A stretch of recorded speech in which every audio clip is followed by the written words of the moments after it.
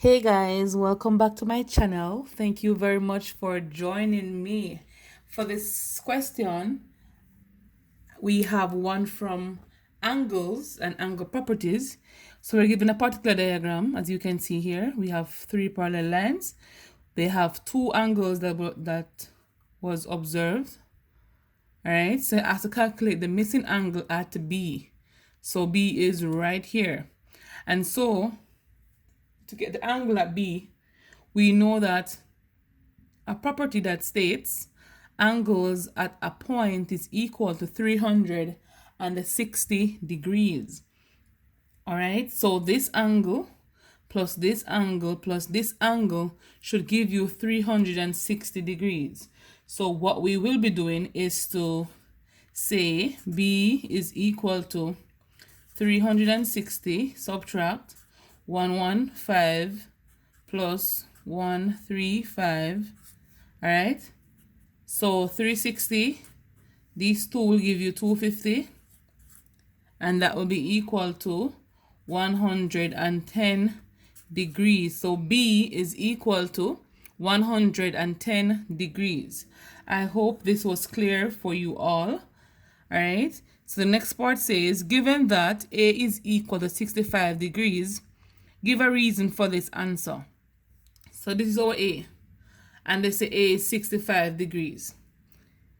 A being 65 degrees, we know one property that states angles that are formed between two parallel lines in the same, how do you call that now?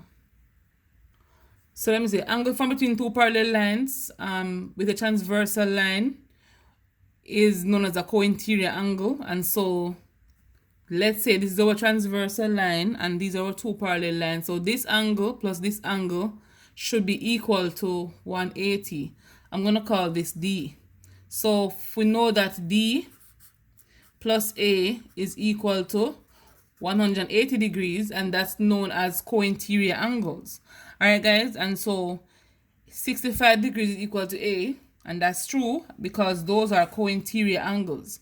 It couldn't be vertically opposite angles because for vertically opposite angles, you would have to have an angle here and an angle here where A is equal to B, and the reason B is vertically opposite. Corresponding angle, we'll have like drawing the transversal and the two parallel lines, and let's say this one is what do you call the word, corresponding to this angle, and at a point I just showed you here, I could draw another one that this angle plus this angle plus this angle is equal to 360 degrees. And so co-interior angle is the best suit for this reason for that answer. Let's continue. So given this figure, they're asking us what simple transformation maps ABC onto A prime, B prime, and C prime. All right, guys, and I did not remember A, B, C, A prime, B prime, C prime. All right, let's go. So we need to know what single transformation would be the solution for this. Is it a shear? Some persons are not sure what shear is because most teachers don't teach this. So a shear is basically having, for example, let's say we have this figure here, and shear is going to be a shift to the left, a shift to the right. Some person will shift it downwards, but the most commonly shears are horizontal movement.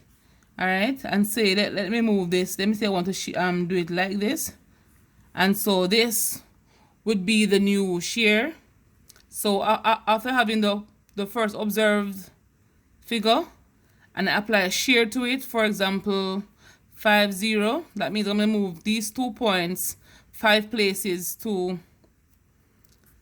the right, XY, yeah, to the right, and so this will be my new figure. And object image, so this is not a shear. A rotation, you will have to rotate this figure to come around here, and you know that wouldn't be because the shape would not be the same. Let's go for reflection. It's not reflecting anywhere, and so it also will not be a reflection, so it will be a translation. One thing you can know, guys, is to say that translation the shape of the object doesn't change.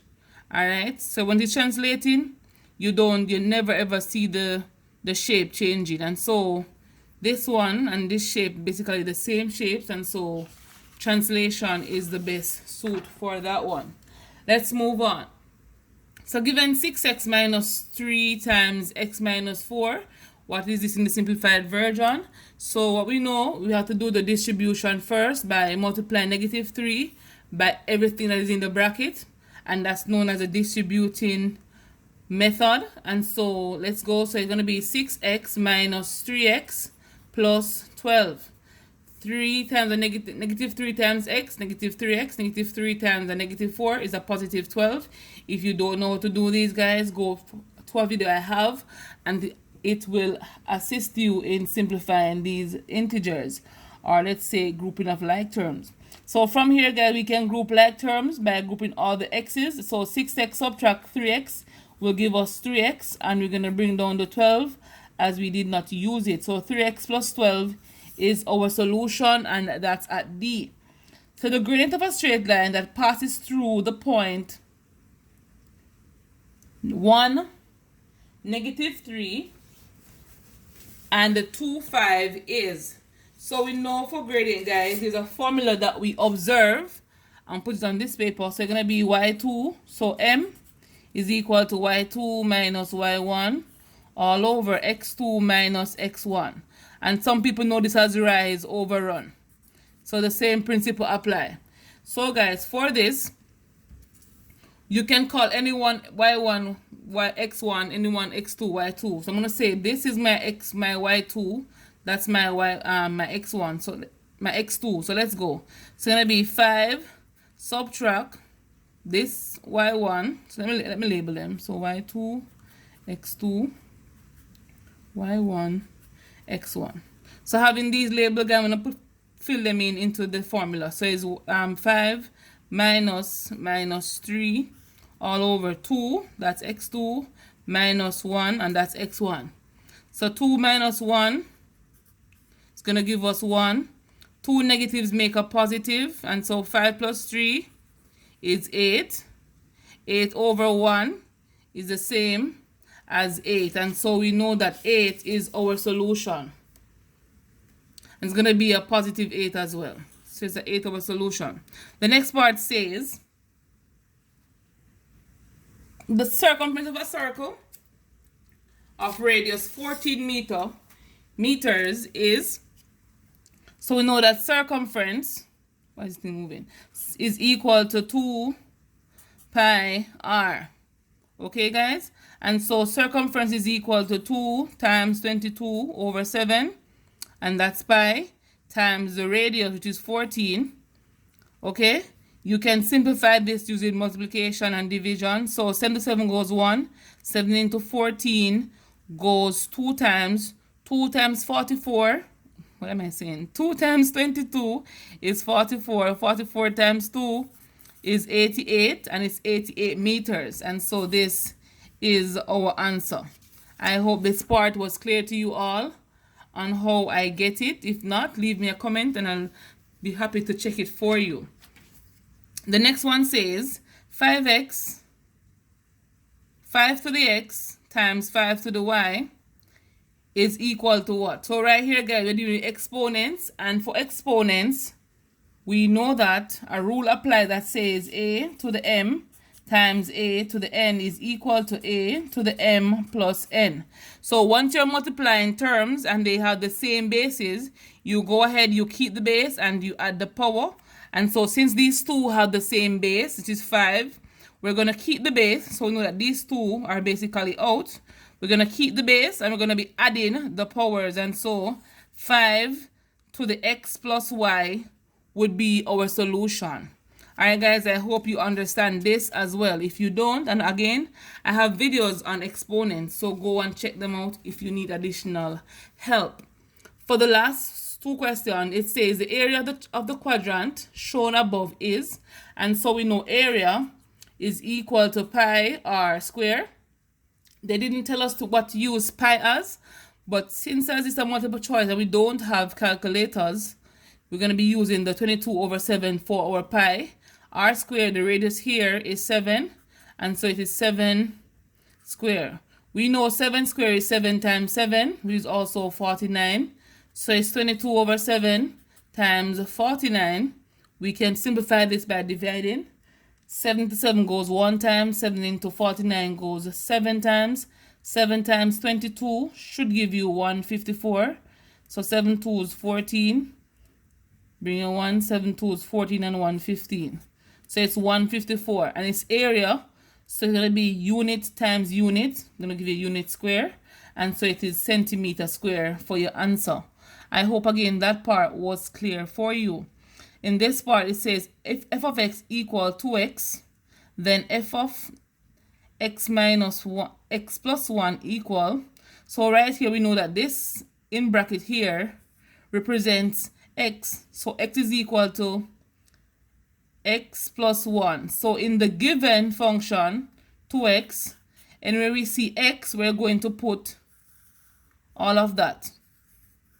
Alright, it's going to be 2 times x plus 1. Here we're going to be distributing the 2 to everything in the bracket. So it's 2 times x is 2x. 2 times 1 is a positive 2. So the answer is 2x plus 2. Alright, and so guys, if a 3 was here, let's say a 3 was here, we know that x will be equal to 3. So it's going to be 2 times whatever x is, 3. Alright guys, and so one thing I realize with my students is that when they see letters in the bracket here, they get confused. So I always tell them to imagine if a number was here, what would you do to that number? And do the same thing when you're doing with letters, alright, or let's say letters and numbers. So guys, at the end of the video, thank you very much for watching. Remember to like, share, comment, subscribe, and tell a friend about me. I am here to help you. We're on the last leg of the marathon, and so let me know if you want me to do a live with you guys where I have questions and we can have a little communication and contact there. So tell friends about me, guys. Let them come in and we'll have the live session. Just tell me below the time you want me to have the live session for, and I'll prepare those questions for you. Alright guys, so I'll see you on the next video.